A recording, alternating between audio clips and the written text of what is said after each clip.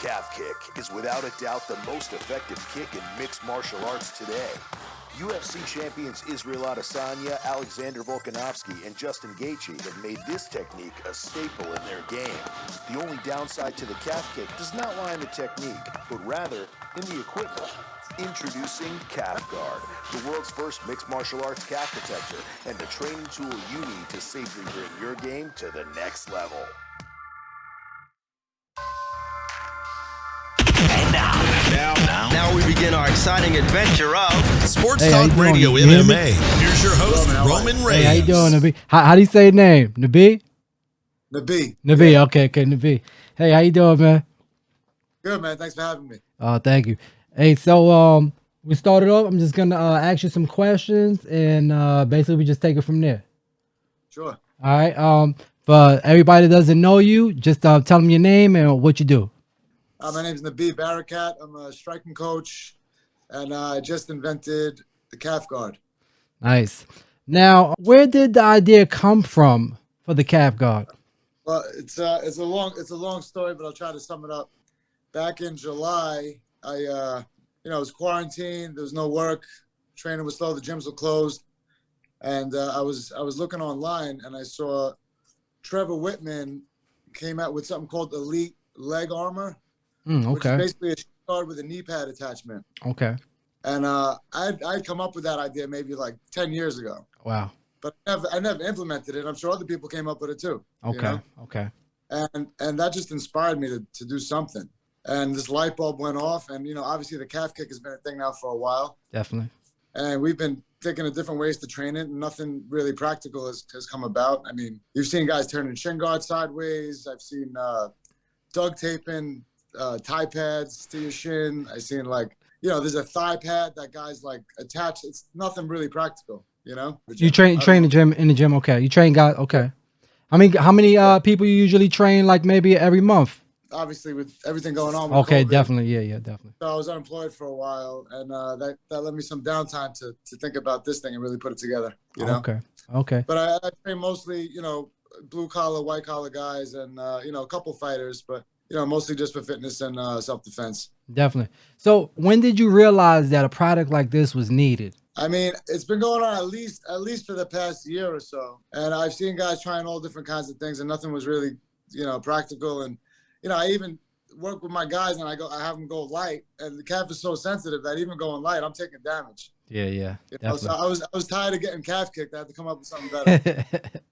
So Where is the CalfGuard created? What country is it made from? Well, it's manufactured right now in Pakistan. Okay. Yeah. Just to verify for people, like a lot of gear is made in Pakistan. Like a lot of the training gear is made in Pakistan. Sure. Most gear you get is exactly. made in Pakistan. Pop a label on it, and that's pretty much it. Most exactly. vinyl and leather goods are made in Pakistan for sure. Going back to when I came up with the idea, I literally went out on my own. I went to Michael's. I got modeling foam. I got an old shin guard from my friend Rich Armstrong, and I went to a shoemaker. I got the modeling foam wrapped, attached Velcro, and slapped it on an old shin guard, and it was a good concept. I mean, this is a piece of shit that I came out with right here. So wow. On here? Uh-huh. So this was nothing, but it was the concept. Okay, yeah, definitely. And actually, when I came up with it, I was excited about it. I needed a platform, So I set up a meeting with Trevor Whitman, and I went out to Colorado. I took my boy Royster Velasquez, one of my students. We trained out over with Dwayne Ludwig at headquarters. Okay. And I set up a meeting with Trevor, and he was busy with the Khabib fight, and he's got his own company with Onks, with the gloves and all that. And he liked the idea, but he wasn't jumping on it, Okay. And I felt like it was a time-sensitive thing that I really needed to get after. So I got home. I found the manufacturer, my friend Gary, at Eastern Martial Arts Supplies in Freeport. And he partnered up with Sam, who runs the plant in Pakistan. Okay. And my friend Joe Fama helped me design it and make it a little more aesthetic. Nice. And we put it together. That's awesome. Now, is it a patented product yet? Yeah, so the first thing we did, my friend David Tan, when I presented the idea before I even made anything out of it, he said we should definitely get that patented. Yeah. So I contacted my friend Eric Schwerlian at Daylight Law out in California, and we got the patent process started. So it is patent pending. Okay. Right now, we are first. So anybody that tries to get on that is going to be dealing with him. Gonna have to deal with you in the gym too. That's it. Now, are the material? Say that again. Everybody's getting calf kicked. Everybody's getting calf kicked. Yeah.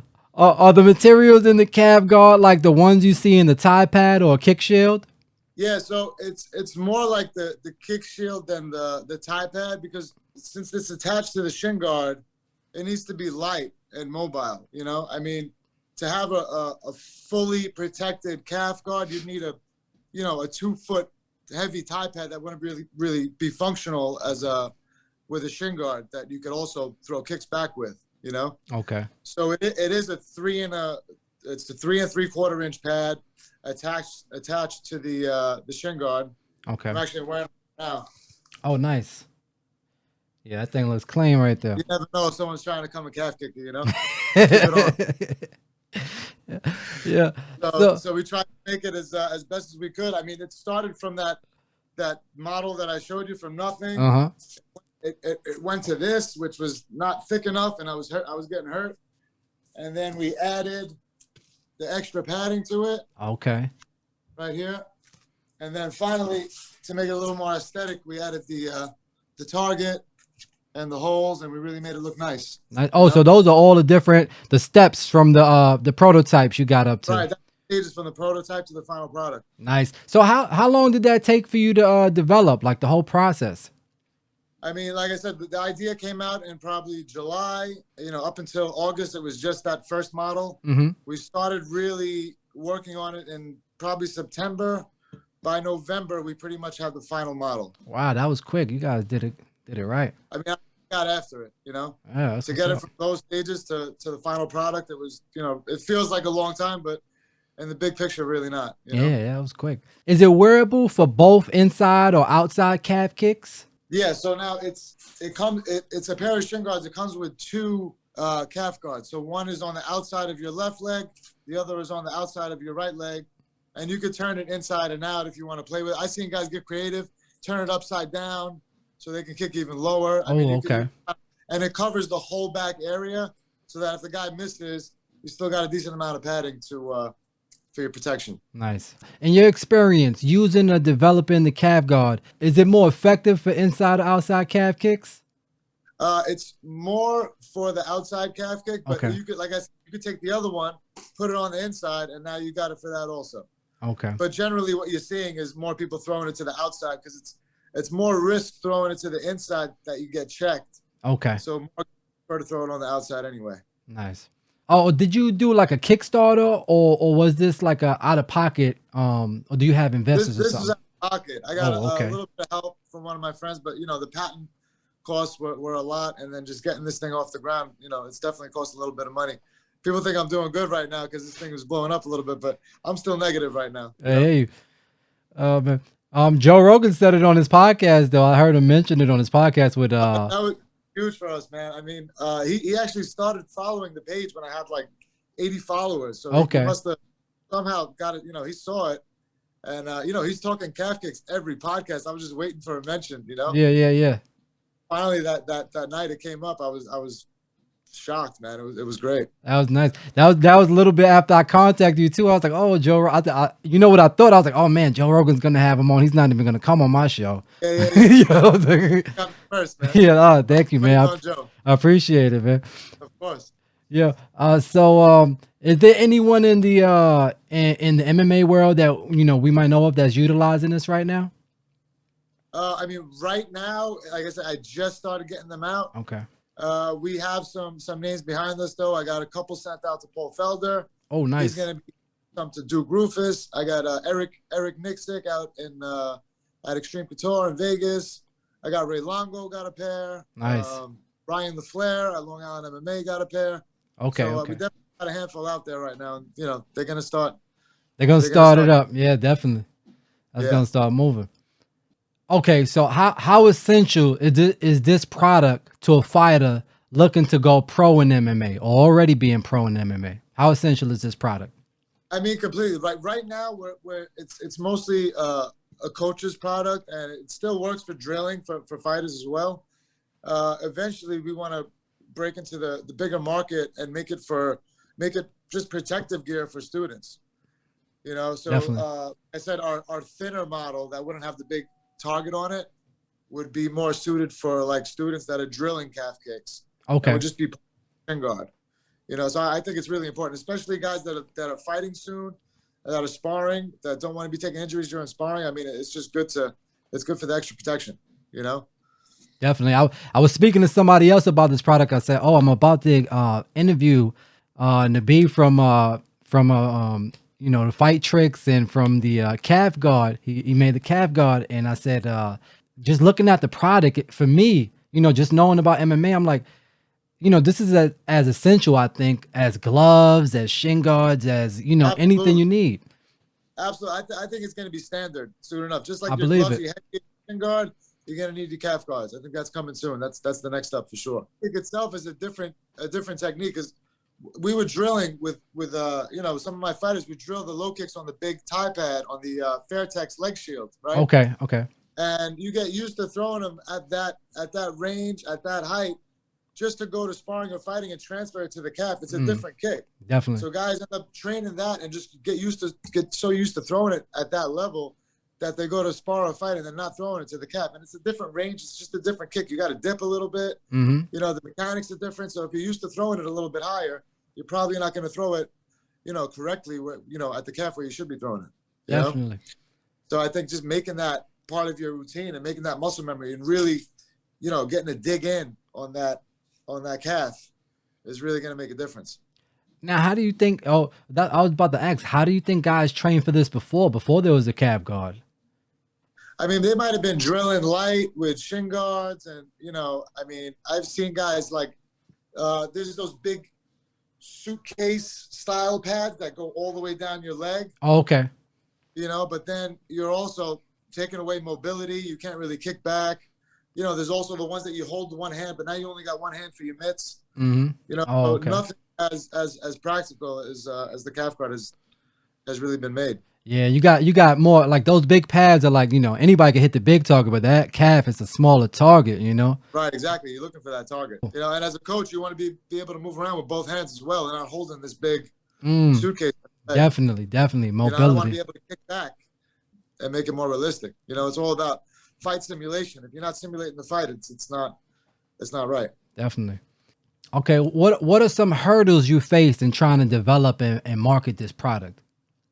There's been a lot, man. It's been like I said, in a short time, it's been a long road. You know, at first the manufacturing, dealing with delays because of COVID, and you know, really just trying to get this thing off the ground. Like I said, it was final. Like the final product was done in November. And, you know, we started making sales just based on the prototype. I didn't even have a finished product, and people were already ordering it just based on the concept, you know? And then that Connor fight happened, and that really made the calf kick mainstream. You know, people's grandmas were talking about calf kicks the next day. People that knew what a low kick was, right? So that really popularized it. And then obviously the Rogan mention. Mm-hmm. And we didn't even have any product at the time that the Connor fight happened, and we had orders coming in, and we had those COVID delays in Pakistan. Okay. So there was a lot of pressure, you know. Finally, we got our first inventory came in Wednesday, the week before the Stylebender fight. Okay. The Friday before, when he had that Rogan had that Sandhagen podcast, that he mentioned it. So we just got inventory on Wednesday, and we got to mention that Friday. So nice. It came right on time. Oh, you know? Man, that's perfect timing.